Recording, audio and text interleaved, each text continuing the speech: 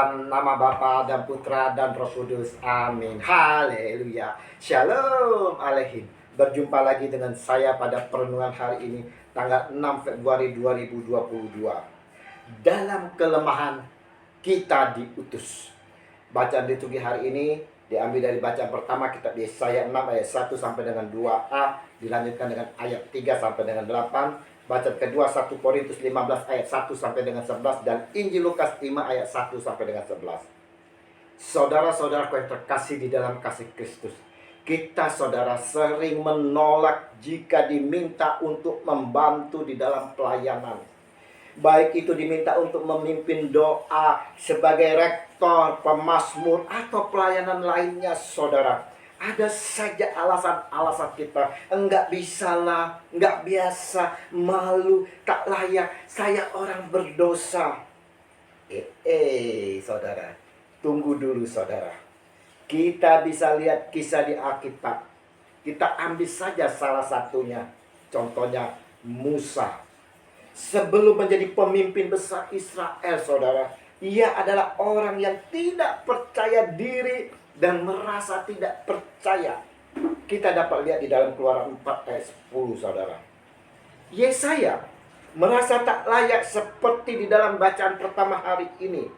Lalu ia berkata, celakalah aku binasa, sebab aku ini seorang yang najis bibir, dan aku tinggal di tengah-tengah bangsa yang najis bibir. Namun mataku telah melihat Sang Raja, yakni Tuhan semesta alam. Yesaya 6 ayat 5. Saudara-saudaraku yang terkasih, oleh kasih karunia Allah, kesalahannya telah dihapus dan dosanya telah diampuni saudara. Kita pun oleh karena kasih karunia Allah, kita pun dihapuskan dosa dan diampuni jika kita dengan sungguh-sungguh mau datang dan menghampiri Dia, Tuhan kita Yesus Kristus, Sang Maha Pengasih. Lalu Yesus pun mendengar suara Tuhan. Lalu Yesaya pun mendengar suara Tuhan berkata, siapakah yang akan kuutus? Dan siapakah yang mau pergi untuk aku? Maka sahutku, ini aku, utuslah aku. Yesaya 6 ayat 8. Saudara-saudaraku yang terkasih, ketegapan hati dan ketulusan Yesaya untuk menerima kasih karunia Allah yang telah mengasihinya dengan pengampunannya, Yesaya pun siap bersedia untuk diutus saudara. Saulus yang kita kenal dengan Paulus, dengan pengakuannya, karena aku adalah yang paling hina dari semua rasul, bahkan tidak layak disebut rasul, sebab aku telah menganiaya jemaat Allah. 1 Korintus 15 ayat 9. Saudara, Paulus atau Saulus, dia telah menganiaya banyak kekasih Allah saudara, tapi dia mau dipakai Allah. Dari perjanjian baru kita lihat Matius, Zakius sebagai pemungut cukai yang pada zamannya dianggap pendosa. Yudas Iskariot yang serakah dan masih banyak lagi dipilih Yesus untuk menjadi alatnya. Kita juga saudara-saudara, semua bisa menjadi alatnya Tuhan. Kita juga melihat pengakuan Simon Petrus di dalam Injil hari ini. Ketika Simon Petrus melihat hal itu, ia pun tersungkur di depan Yesus dan berkata, Tuhan, pergilah daripadaku, karena aku ini seorang berdosa. Lukas 5 ayat 8. Tetapi Yesus Tuhan mau memakai mereka. Kata Yesus kepada Simon, jangan takut. Mulai dari sekarang engkau akan menjadi menjalan manusia. Lukas 5 ayat 10. Saudaraku, kita pun dapat melihat kisah dari Grezia Epifania, gadis cilik yang terlahir dengan kondisi matanya buta saudara. Awalnya sang ayah kecewa, marah dan tidak mau menerima kehadirannya.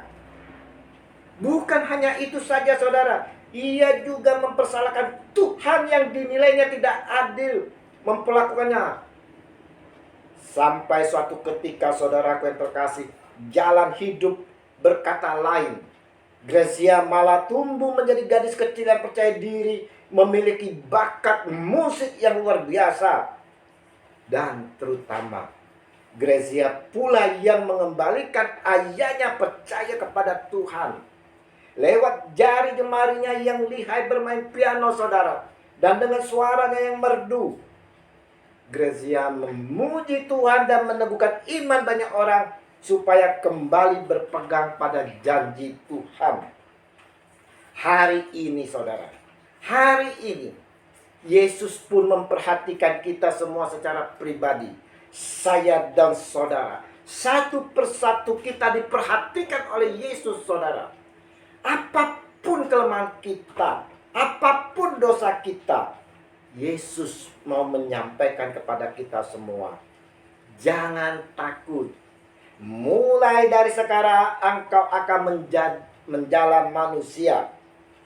Saudaraku yang terkasih, renungan minggu hari ini ingin mengingatkan kepada kita semua bahwa Yesus Tuhan adalah Maha Pengasih.